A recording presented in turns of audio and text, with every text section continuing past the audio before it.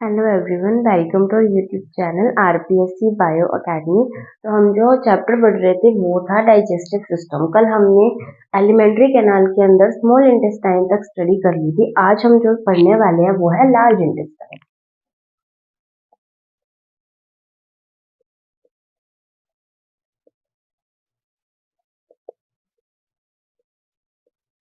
Large intestine के बारे में हम जो पढ़ चुके हैं, हमने ये पढ़ा है कि लार्ज इंटेस्टाइन के अंदर इसके 3 पार्ट्स होते हैं।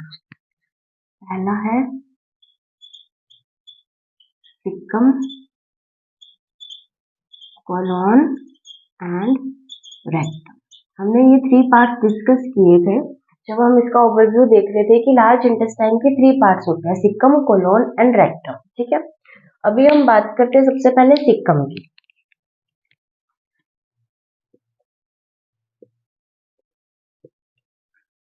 जब हमने देखा था कि इलियम से सिक्कम बन रही थी, जैसे यहाँ से इलियम आ रही थी और इलियम से कुछ इस तरीके से सिक्कम की स्ट्रक्चर बन रही थी, और यहाँ से फिर ये लार्ज इंटेस्टाइन ऐसे करके स्टार्ट हो रही थी। फिर ये लार्ज इंटेस्टाइन कुछ इस तरीके से जा रही थी और ये बना रही थी कोलोन, और यहाँ पर ये डिसेंडिंग कोलोन, ये रेक्टम और ये एनस। हमने इस तरीके की स्ट्रक्चर बनाई थी, लार्ज इंटेस्टाइन की स्ट्रक्चर है ये। तो इसके अंदर जो ये वाली स्ट्रक्चर है इसे बोला जाता है सिक्कम। तो हम इसकी स्टडी कर रहे हैं, इस लार्ज इंटेस्टाइन की इस पार्ट की स्टडी कर रहे हैं जिसका नाम है सिक्कम। जैसे हमें दिख रहा है कि सिक्कम एक ब्लाइंड सैक लाइक स्ट्रक्चर है। एक ब्लाइंड सैक लाइक स्ट्रक्चर है, एक सैक, एक पाउच के जैसी स्ट्रक्चर है। इसके अंदर हम देख सकते हैं कि इस तरीके की एक स्ट्रक्चर प्रेजेंट है, इसका नाम है वर्मीफॉर्म अपेंडिक्स।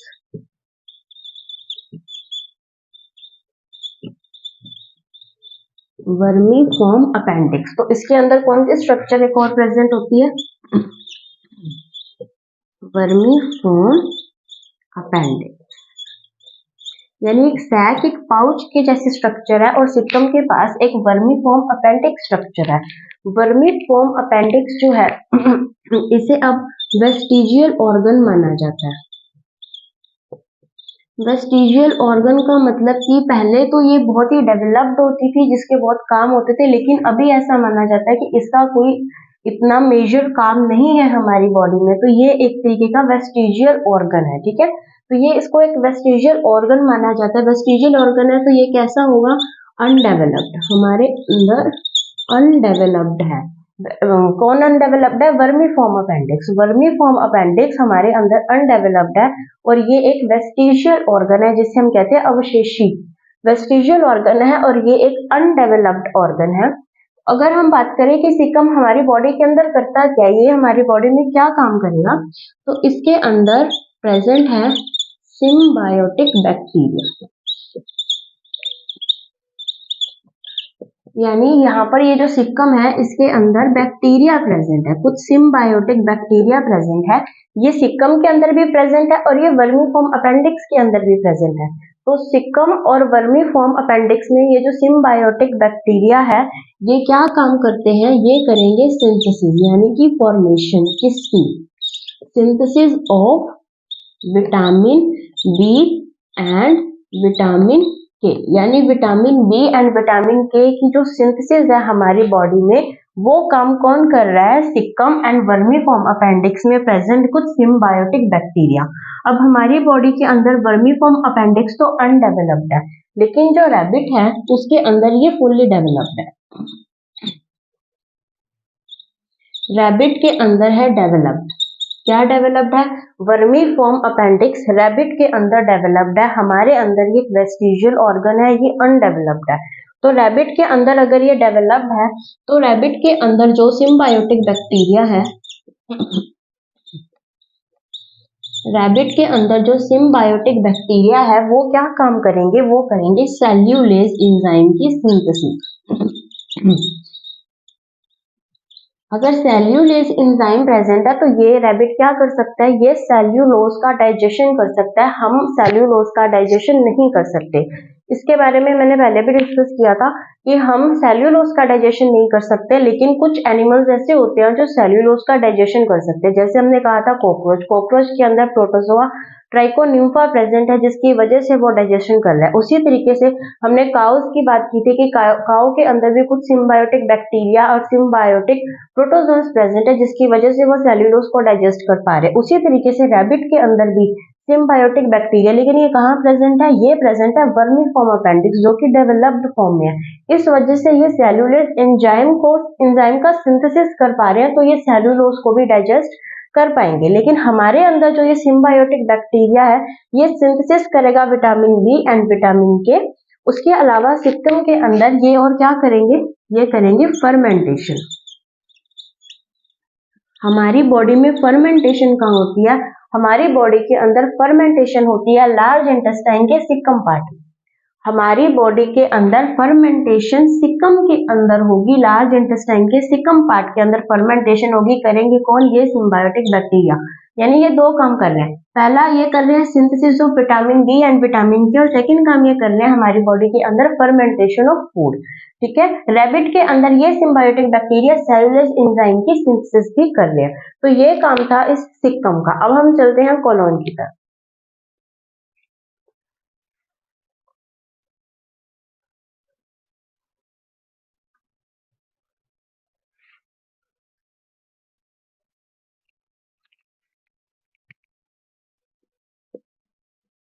सेकेंड पार्ट है कोलोन। हमें ये जो स्ट्रक्चर दिख रही है, ये है कोलोन। ठीक है। हमने जब कोलोन के बारे में पहले डिस्कस किया था, तब हमने कहा था कि ये 3 टाइप्स की होती है। कौन कौन से टाइप थे इसके? इसके थे असेंडिंग, फिर था ट्रांसवर्स और था डिसेंडिंग। ये 3 पार्ट्स, हमने 3 पार्ट्स किए थे, लेकिन कुछ बुक्स में इसके 4 पार्ट्स भी दिए होते हैं और 4th पार्ट होता है सिग्मोइड। ये क्वेश्चन कभी नहीं आएगा कि कितने टाइप के अंदर जो कोलोन है उसके कितने पार्ट्स होते हैं, तो इसके ऊपर हम अगर अपना टाइम वेस्ट ना करें तो बेटर है। मेनली ये 3 पार्ट्स में, लेकिन कुछ बुक्स में ये 4 पार्ट में, उसमें क्या कर रखा है? ये असेंडिंग पार्ट है, ये ट्रांसवर्स पार्ट है, ये डिसेंडिंग पार्ट है, और इस पार्ट को उन्होंने सिग्मोइड कह रखा है। ठीक है। और कुछ मोस्टली बुक्स में ये 3 दे रखे हैं और कुछ बुक्स में ये भी दे रखे हैं। ठीक है। तो कोलोन कितने पार्ट्स में डिवाइडेड है? 4 पार्ट में। एक तो असेंडिंग जो चढ़ रही है, एक ट्रांसवर्स, और एक डिसेंडिंग, और 4th अगर हम कहें तो सिग्मोइड। ठीक है। तो अब कोलोन का क्या काम है हमारी बॉडी में? कोलोन का जो मेन काम है वो है वाटर का एब्जॉर्प्शन करना। हमारी बॉडी के अंदर जो वाटर का एब्जॉर्प्शन है वो मेनली कहाँ से हो रहा है? मेनली हो रहा है ये इस कोलोन पार्ट से। यानी कि यहाँ से क्या एब्जॉर्ब होगा हमारी बॉडी से? वाटर का एब्जॉर्प्शन होगा। हमारी बॉडी में यहाँ से क्या एब्जॉर्ब होगा? वाटर एब्जॉर्ब होगा। ठीक है। और इसके अंदर क्या प्रेजेंट होती है? इसके अंदर प्रेजेंट होती है haustra and taenia. Haustra and taenia structures जो है वो इसके अंदर होंगी present. Haustra and taenia structures, ये स्ट्रक्चर्स क्या है? हम देख सकते हैं कि जब हमने स्मॉल इंटेस्टाइन बनाई थी तो वो तो हमने कुछ इस तरीके से ही ऐसी बनाई थी। ये तो इलियम थी स्मॉल इंटेस्टाइन की। जब भी हमने स्मॉल इंटेस्टाइन बनाई थी तो वो हमने कुछ इस तरीके से ऐसी स्ट्रक्चर बनाई थी। लेकिन जब हम लार्ज इंटेस्टाइन बना रहे हैं तो हम उसके स्ट्रक्चर को कुछ इस तरीके से बना रहे हैं, है ना। तो ये जो पाउचेस है, ये पाउचेस बनने का कारण क्या है? इनकी स्ट्रक्चर ऐसे होने का कारण है कि इसके अंदर होस्ट्रा एंड टीनिया प्रेजेंट है। ठीक है। क्योंकि होस्ट्रा की जो स्ट्रक्चर होती है वो इस तरीके से ऐसे पाउच की फॉर्म में होती है, इसलिए ये ऐसे पाउचेस के फॉर्म में, और जो टीनिया है वो ऐसे लॉन्गिट्यूडिनल ऐसे चलता रहता है। तो इनकी पाउच की फॉर्मेशन हो रही है। इनकी ऐसे स्ट्रक्चर की वजह क्या है? कि इसके अंदर होस्ट्रा एंड टीनिया जैसी स्ट्रक्चर्स प्रेजेंट होती है। ठीक है। तो कोलोन का मेन पार्ट तो यही है कि ये वाटर एब्जॉर्प्शन के अंदर हेल्प करता है, और इसके अंदर होस्ट्रा एंड टीनिया जैसे स्ट्रक्चर्स प्रेजेंट होती हैं। और इसके मेनली 3 पार्ट्स होते हैं, लेकिन कहीं कहीं इसके 4 पार्ट्स भी दे रखे हैं। अब हम चलते हैं रेक्टम की तरफ।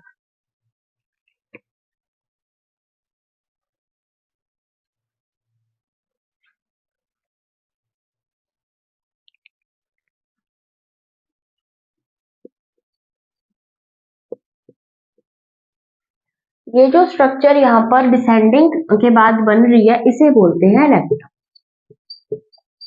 ये स्ट्रक्चर है रेक्टम। रेक्टम का क्या काम है हमारी बॉडी में?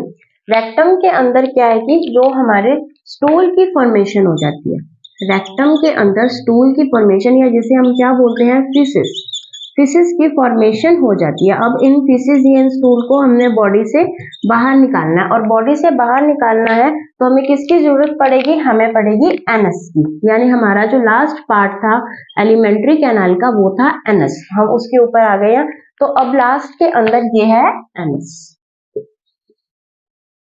एनस का क्या काम है? एनस का काम है कि इन स्टूल को या इन फीसिस को बॉडी से बाहर निकालना। स्टूल को क्या करना? Outside the body.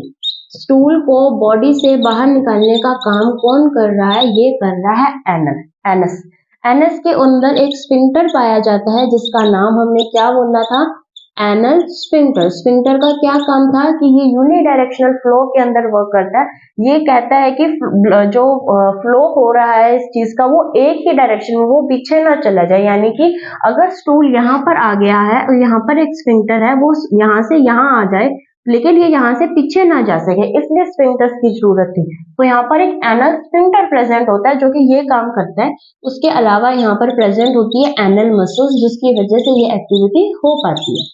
यहाँ पर प्रेजेंट है एनल मसल्स, यहाँ पर प्रेजेंट है एनल स्फिंक्टर। एनस का क्या काम है? स्टूल को बॉडी से बाहर निकालना। ये काम किसका है? एनस का।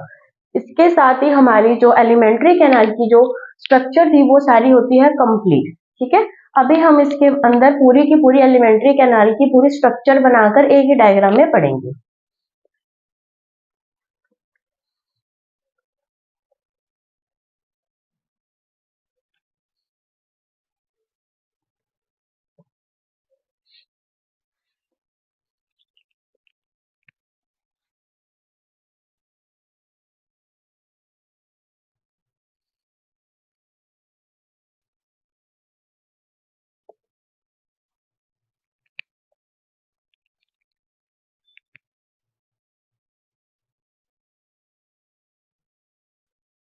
ये हमारी आ गई ईसोफेगस।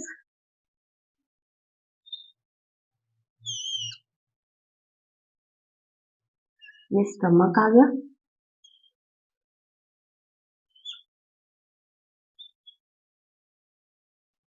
ये बन गई पैंक्रियास।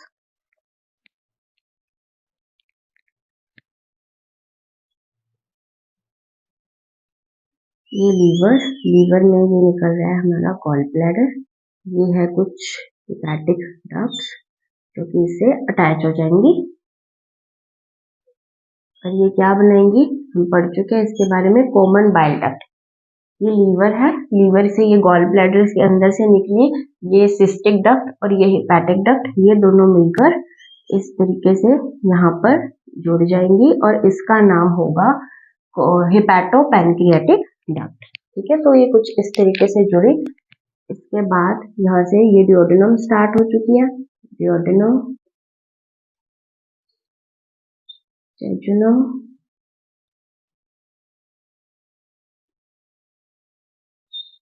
ये कुछ इस तरीके से वेरी लॉन्ग स्ट्रक्चर हमने बात की थी, 6 से 6.5 मीटर की ये होती है।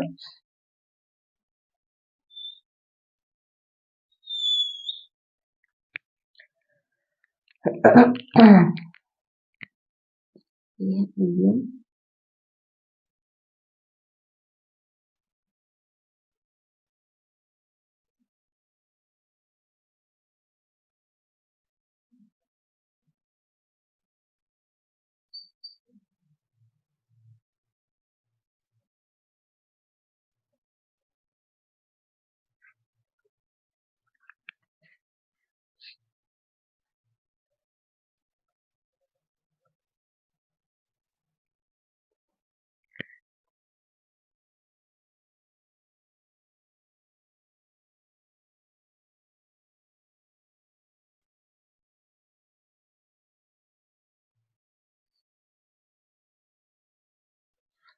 ठीक है, कुछ इस तरीके की ये हमारी एलिमेंट्री कैनाल की स्ट्रक्चर हमने बनाई है। अब हम इसको नेम देते हैं। ये हमने बनाई है सलाइवरी ग्लैंड्स। तो हमारी जो सलाइवरी ग्लैंड्स होती है वो 3 पेयर्स की होती है। ये है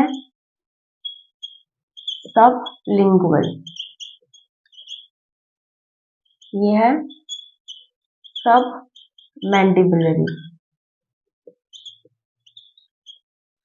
ये है पैरोटिड।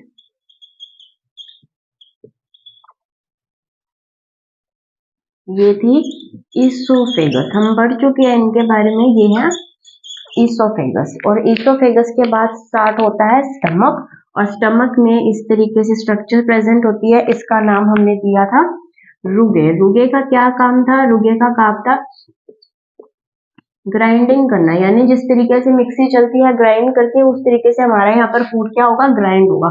और इसे क्या बोलते हैं? इसे बोलते हैं चर्निंग मूवमेंट्स।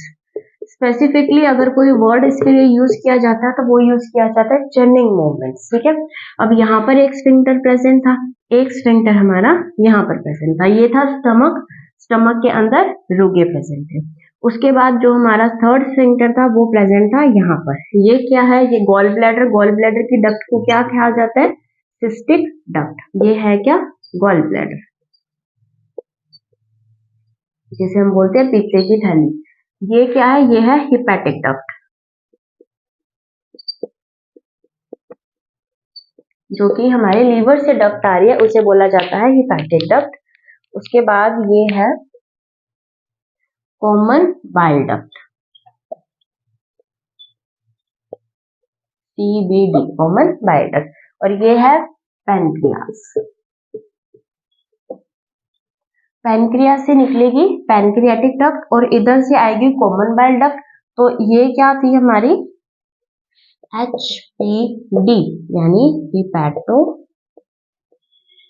Pancreatic duct. एक यहाँ पर थी। फिर यहाँ से क्या स्टार्ट हुई?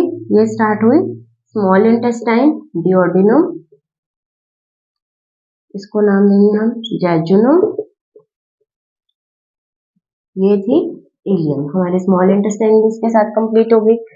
उसके बाद यहाँ पर था एक स्फिंक्टर, ठीक है। ये थी सिकम, ये थी कोलोन, ये है रेक्टम,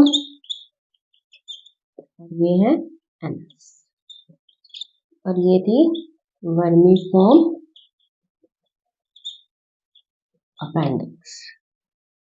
यह वर्मीफॉर्म अपेंडिक्स। तो ये हमने प्रॉपर डाइजेस्टिव सिस्टम की, एलिमेंट्री कैनाल की प्रॉपर स्ट्रक्चर बना लिया है, जो कि हम एक एक चीज को अच्छे से पढ़ चुके हैं। अब हमने उसको एक साथ एक डायग्राम के अंदर देखा है, ठीक है। अभी हम चलते हैं कि हमारे जो डाइजेस्टिव सिस्टम है उसकी हिस्टोलॉजी कैसी होती है। वैसे तो हमारे सिलेबस में फिजियोलॉजी है, लेकिन हम एक ओवरव्यू हिस्टोलॉजी का भी ले लेते हैं, ठीक है।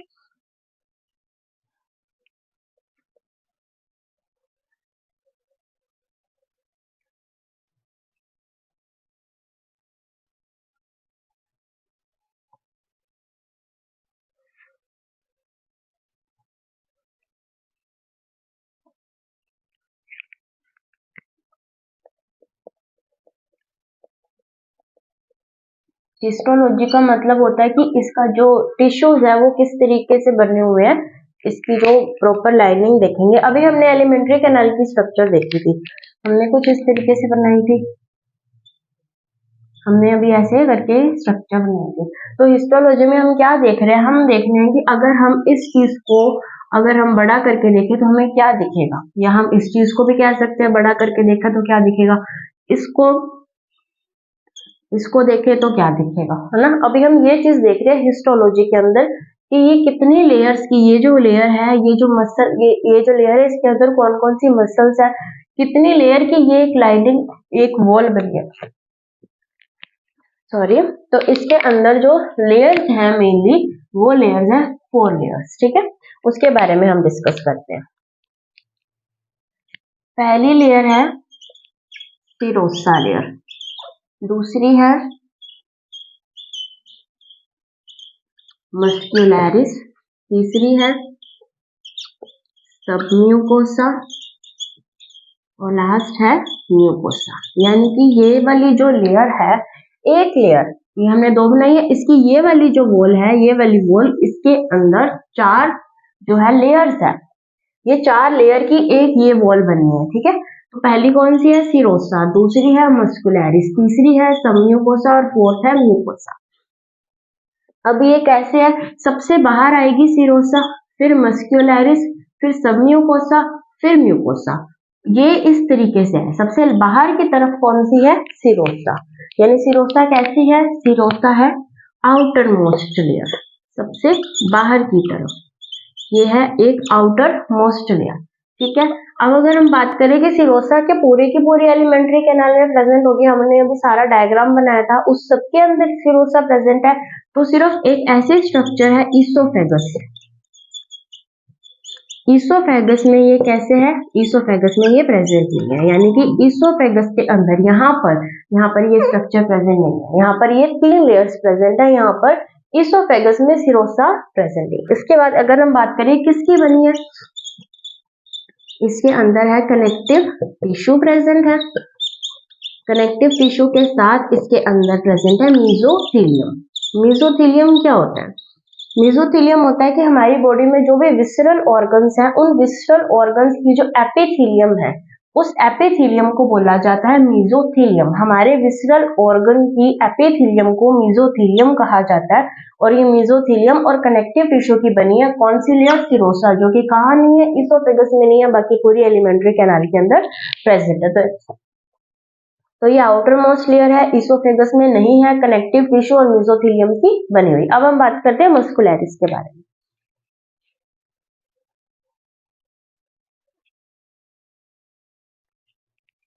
मस्कुलैरिस जो है, इसके अंदर भी डिवीजन है। पहली आएगी CML, दूसरी आएगी LML, तीसरी आएगी OML, यानी कि सर्कुलर मसल लेयर, ये आएगी लॉन्जिट्यूडिनल मसल लेयर, और ये आएगी ऑब्लिक मसल लेयर। ठीक है, तो ये 3 डिवाइडेड है, मस्कुलैरिस लेयर भी 3 जगह पर इस तरीके से डिवाइडेड है, यानी circular muscle layer, longitudinal muscle layer and oblique muscle layer. तो जो सर्कुलर मसल लेयर है, ये इनर लेयर है। हम इसके भी इतना डीप नहीं जा रहे हैं, क्योंकि हिस्टोलॉजी हमारे सिलेबस में नहीं है, हमारे सिलेबस में फिजियोलॉजी है। ठीक है, ये जो है ये आउटर लेयर है, यानी कि अगर हम बात करें सिरोसा, सिरोसा के बाद आएगी लॉन्जिट्यूडिनल, उसके बाद आएगी सर्कुलर मसल लेयर। ठीक है, तो इसलिए इनके कंपैरेटिवली ये आउटर है, ये इनर लेयर है, और जो ऑब्लिक मसल लेयर है, ये सिर्फ और सिर्फ स्टमक में प्रेजेंट है, ये और कहीं भी प्रेजेंट नहीं है, सिर्फ और सिर्फ स्टमक के अंदर ऑब्लिक मसल लेयर प्रेजेंट है, ये आउटर है, ये इनर है। उसके अलावा जो मस्कुलैरिस जो लेयर है, इस मस्कुलैरिस लेयर के अंदर क्या प्रेजेंट है, हमने कल बात की थी ऑर्बैक्स फ्लेक्सिस के बारे में,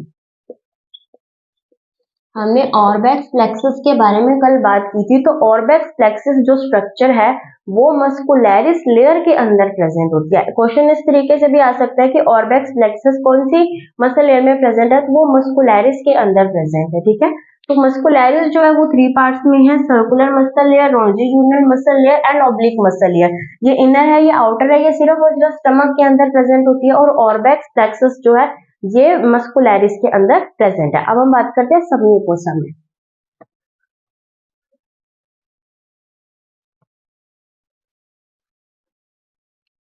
हमने जो बात की थी मिजनल प्लेक्सस की, मिजनल प्लेक्सस जो है वो कहाँ प्रेजेंट होता है, वो होता है सबम्यूकोसा के अंदर। हमारी जो एलिमेंट्री कैनाल को जो ब्लड वेसल की सप्लाई है, जो नर्व वेसल्स की सप्लाई है, blood vessel and nerve vessel की जो सप्लाई है, वो कौन सी लेयर में होती है, वो होती है सबम्यूकोसा लेयर में। इसके अंदर क्या प्रेजेंट है, मिजनल प्लेक्सस प्रेजेंट है, ऑर्बैक्स फ्लेक्सस इसके अंदर प्रेजेंट था, इसके अंदर मिजनल प्लेक्सस प्रेजेंट है, इसके अंदर ब्लड एंड नर्व वेसल्स की सप्लाई होती है। इसके अंदर जो हमने डिओर्डिनल ग्लैंड पढ़ा था, जिसे हमने क्या बोला था, ब्रूनर ग्लैंड, डिओर्डिनल या फिर ब्रूनर ग्लैंड जो है, ये ग्लैंड कहाँ प्रेजेंट होता है, सबम्यूकोसा। ये क्वेश्चन आ सकता है कि डिओर्डिनम या ब्रूनर ग्लैंड कहाँ कौन से लेयर में प्रेजेंट होता है, तो ये सबम्यूकोसा ऑफ डिओर्डिनम, डिओर्डिनम की सबम्यूकोसा, क्योंकि सबम्यूकोसा तो पूरी की पूरी एलिमेंट्री कैनाल में प्रेजेंट है। तो डिओर्डिनल की सबम्यूकोसा के अंदर कौन सा ग्लैंड प्रेजेंट है, ब्रूनर ग्लैंड, इसीलिए इसे डिओर्डिनल ग्लैंड भी कहा जाता है। ठीक है। तो यहाँ पर मिजनल प्लेक्सिस है, यहाँ पर सप्लाई हो रही है, यहाँ पर ये ग्लैंड प्रेजेंट है। अब हम बात करते हैं म्यूकोसा लेयर की।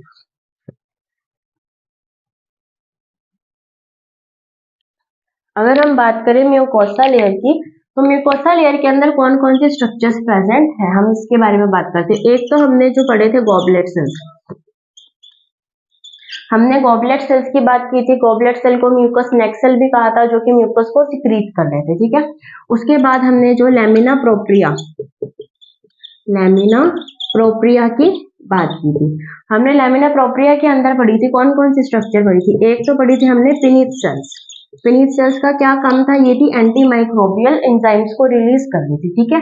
सेकेंड हमने पढ़ी थी यहाँ पर क्रिप्स ऑफ लिबरकुहन्स, क्रिप्स ऑफ लिबरकुहन्स। जो क्रिप्स ऑफ लिबरकुहन्स थे वो भी किसके, कौन से लेयर के अंदर आएंगे, म्यूकोसा लेयर के अंदर। एक हमने पढ़ी थी मार्ट स्ट्रक्चर, यानी कि म्यूकोसा एसोसिएटेड लिम्फोइड टिश्यू, इसके अंदर हमने पढ़े थे पेयर्स पैचेस। तो पेयर्स पैचेस जो है या फिर जो मार्ट स्ट्रक्चर है, ये जो सेकेंडरी लिम्फोइड ऑर्गन्स है, ये कौन सी लेयर में प्रेजेंट होंगे, ये प्रेजेंट होंगे म्यूकोसा लेयर में। म्यूकोसा लेयर के अंदर हमारी जो ये स्पेशली जो ये विलाई आ रही थी, हमने विलाई बनाई थी, तो ये सारी विलाई वाली स्ट्रक्चर ही तो आ गई, क्योंकि इसके अंदर ही यहाँ पर थे पिनीथ सेल्स, यहाँ पर थे गॉबलेट सेल्स प्रेजेंट थे, ठीक है। और यही आगे जाके इस तरीके से क्रिप्स ऑफ लिबरकुहन बना रही थी, यानी कि जो स्मॉल इंटेस्टाइन की हमने विलाई वाली स्ट्रक्चर पढ़ी थी, वो सारी की सारी कैसे बन रही थी, म्यूकोसा के अंदर, ठीक है। अभी अगर इसको डायग्राम से देखें,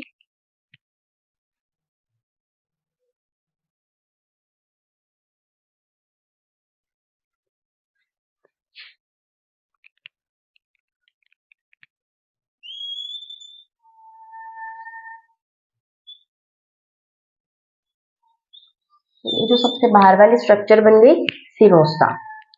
उसके बाद हम बनाएंगे, अगर हम ये इंटेस्टाइन की बना रहे हैं, तो इंटेस्टाइन के अंदर ये तो बन गई सर्कुलर मसल लेयर, और सर्कुलर मसल लेयर के अंदर बनेगी लॉन्जिट्यूडिनल मसल लेयर, और यहाँ पर ऑब्लिक मसल लेयर जो है वो तो होगी एब्सेंट। उसके बाद बनेगी सब म्यूकोसा लेयर।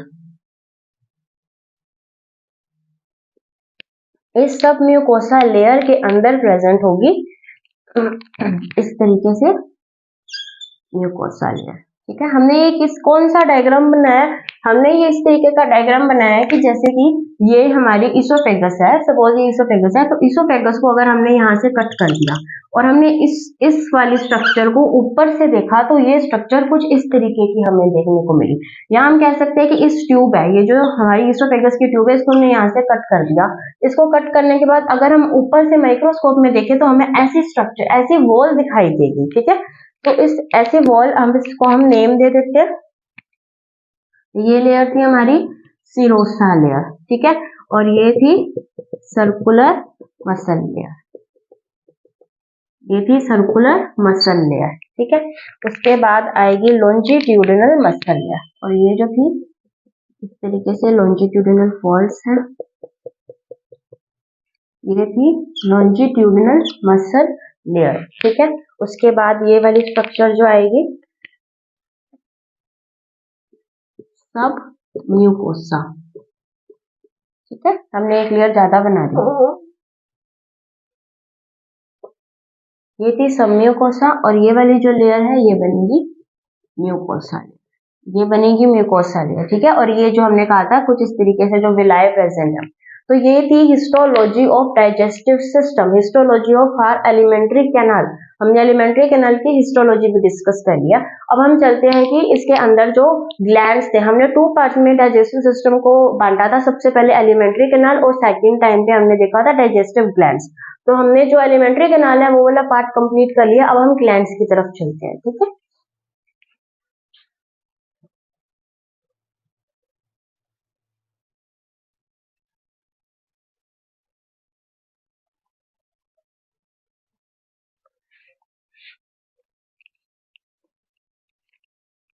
अभी हम बात करते हैं ग्लैंड्स की, और ग्लैंड्स में भी सबसे पहला ग्लैंड कौन सा आएगा हमारा, सलाइवरी ग्लैंड।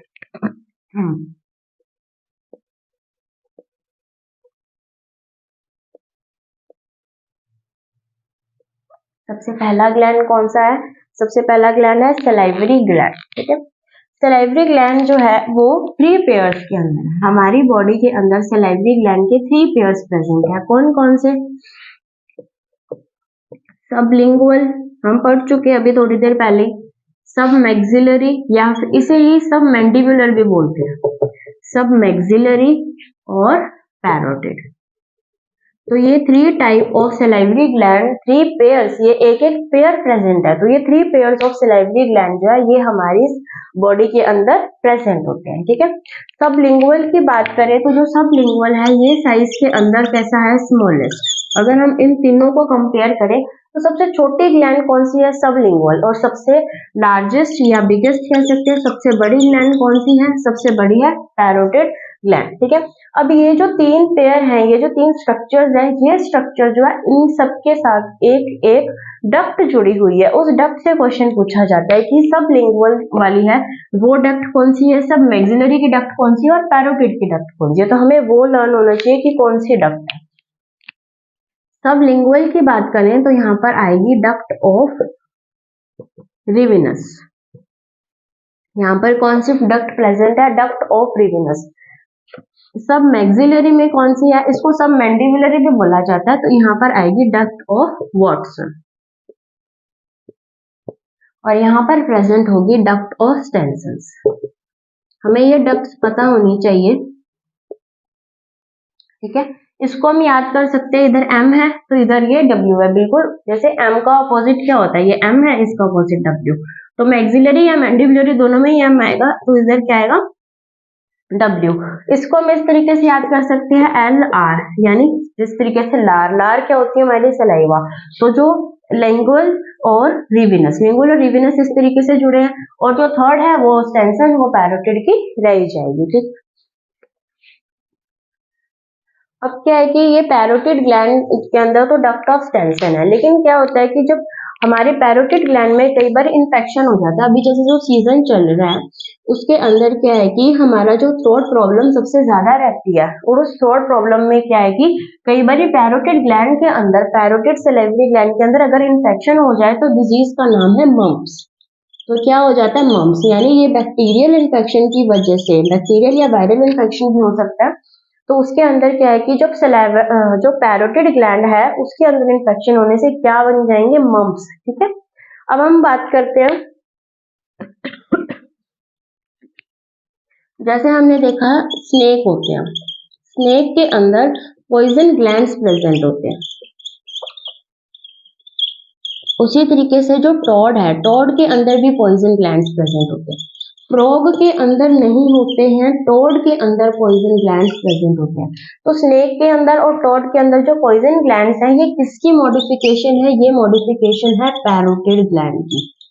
इस पैरोटिड ग्लैंड के मॉडिफिकेशन से ही पॉइजन ग्लैंड्स बने, यानी कि ये किसका एक रूप है? पैरोटिड ग्लैंड का ही एक रूप है। उसके बाद हम बात करें जो स्नेक है, स्नेक के अंदर होते हैं फैंग्स। उसके कैसे होते हैं? Poison teeth. पॉइजन टीथ जिससे वो अपना पॉइजन करते हैं। उनके अंदर जो फैंग्स प्रेजेंट होते हैं वो किसकी होती है? वो होती है मैक्सिलरी की। ये जो सेकंड वाली ग्लैंड है इसकी मॉडिफिकेशन। ठीक है, अगर हम बात करें इसके ग्लैंड, स्नेक के ग्लैंड तो पैरोटिड की मॉडिफिकेशन है, लेकिन स्नेक के जो फैंग्स हैं या पॉइजन टीथ है वो मैक्सिलरी की मॉडिफिकेशन है। हमने अभी देखा कि 3 पेयर ऑफ ग्लैंड्स जो हैं वो सलाइवरी ग्लैंड हमारी बॉडी में प्रेजेंट है। अगर हम बात करें रैबिट में, तो रैबिट में ये 4 हो जाते हैं। तो रैबिट में कौन सी ऐसी स्पेशल एक और सलाइवरी ग्लैंड प्रेजेंट है? वो है सुप्रा ऑर्बिटल। सुप्रा ऑर्बिटल सलाइवरी ग्लैंड रैबिट के अंदर एक्स्ट्रा प्रेजेंट होती है। तो रैबिट के अंदर कितने पेयर्स हो गए? 4 पेयर्स। ठीक है, तो ह्यूमन के अंदर ऐसी कौन सी सलाइवरी ग्लैंड है जो नहीं प्रेजेंट होती? सुप्रा ऑर्बिटल सलाइवरी ग्लैंड ह्यूमन के अंदर प्रेजेंट नहीं होती है, ये रैबिट के अंदर प्रेजेंट होती है। हमारे अंदर कौन सी है? सबलिंगुअल, सबमैंडिबुलरी और पैरोटिड ग्लैंड। ठीक है, पैरोटिड सबसे बड़ी है, सबलिंगुअल सबसे छोटी है, डक्ट ऑफ रिविनस में मैक्सिलरी, एम का उल्टा वाटसन, पैरोटिड के अंदर स्टेंसन्स। यहाँ पर इन्फेक्शन हो जाए तो हो जाएगा मम्प्स। स्नेक के अंदर और टॉड के अंदर पॉइजन ग्लैंड पैरोटिड की मॉडिफिकेशन है, इसके अंदर जो फैंग्स है वो मैक्सिलरी की मॉडिफिकेशन है। अभी हम पढ़ते हैं कॉम्पोजिशन ऑफ सलाइवा।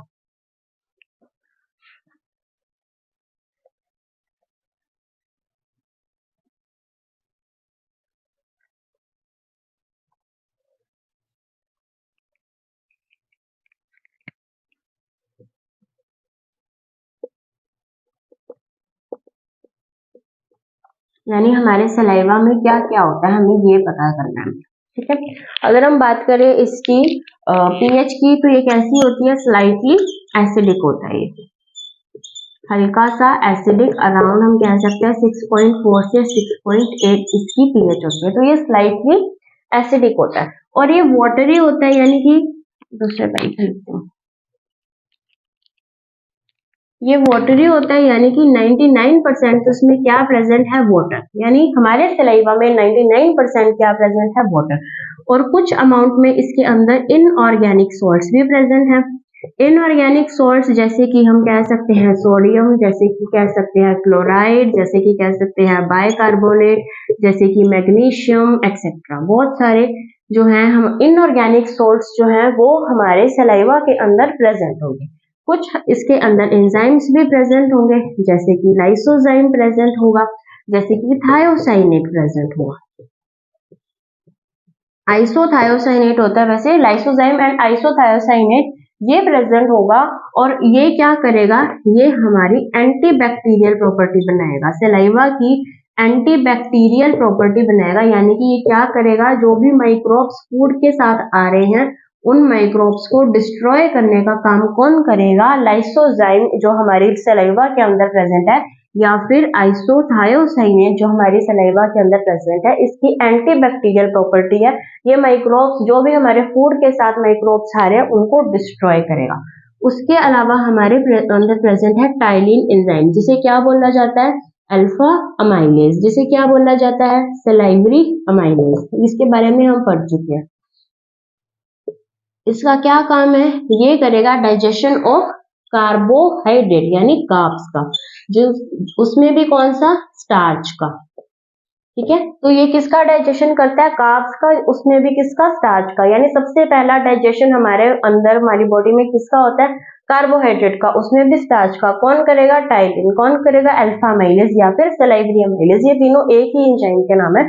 तो ये हमारी बॉडी के अंदर प्रेजेंट होते हैं। इसके अंदर कौन सी एंटीबॉडी प्रेजेंट होती है, तो IgA एंटीबॉडी प्रेजेंट होती है। हमारे टीयर के अंदर, हमारे सलाइवा के अंदर कौन सी एंटीबॉडी प्रेजेंट होती है, IgA। और ये क्वेश्चन एज इट इज हमारे पूछा जाता है कि टीयर में और सलाइवा में कौन सी एंटीबॉडी प्रेजेंट होती है, तो IgA एंटीबॉडी प्रेजेंट होती है। और हम ये चीज भी डिस्कस कर चुके हैं कि हमारी बॉडी के अंदर जो है वो सेल्यूलोज का डाइजेशन नहीं होता। क्यों नहीं होता, क्योंकि सेल्यूलोज का डाइजेशन करने के लिए जो एंजाइम चाहिए सेल्यूलेज, वो हमारी बॉडी में नहीं होता। वो हमारी बॉडी में क्यों नहीं बनता, क्योंकि सेल्यूलेज एंजाइम जो है ये तोड़ता है सेल्यूलोज को, जिसके अंदर बीटा 1,6 ग्लाइकोसाइडिक लिंकेज होते हैं। और ये लिंकेज को तोड़ना हमारी बॉडी के लिए नहीं है, क्योंकि हमारी बॉडी अल्फा 1,6 ग्लाइकोसाइडिक लिंकेज तोड़ सकती है और अल्फा 1,4 ग्लाइकोसाइडिक लिंकेज तोड़ सकती है। इसलिए हमारी बॉडी के अंदर सेल्यूलेज एंजाइम बनता ही नहीं है जो सेल्यूलोज को डाइजेस्ट कर सके। ये हमारी बॉडी के अंदर बनता है टाइलिन, जिसको बोला जाता है अल्फा अमाइलेज, जिसको बोला जाता है सलाइवरी अमाइलेज। तो ये थी हमारी कॉम्पोजिशन ऑफ सलाइवा, जो कि स्लाइटली एसिडिक था। इसके अंदर 99% वाटर है, कुछ इनऑर्गेनिक सॉल्ट्स हैं, कुछ एंजाइम्स प्रेजेंट है, IgA एंटीबॉडी प्रेजेंट है, ठीक है। तो हमने हमारा आज फर्स्ट ग्लैंड पढ़ लिया है, इसके अंदर डाइजेस्टिव ग्लैंड्स के अंदर। अब हम लीवर से स्टार्ट करेंगे नेक्स्ट लेक्चर के अंदर, ठीक है। Thank you.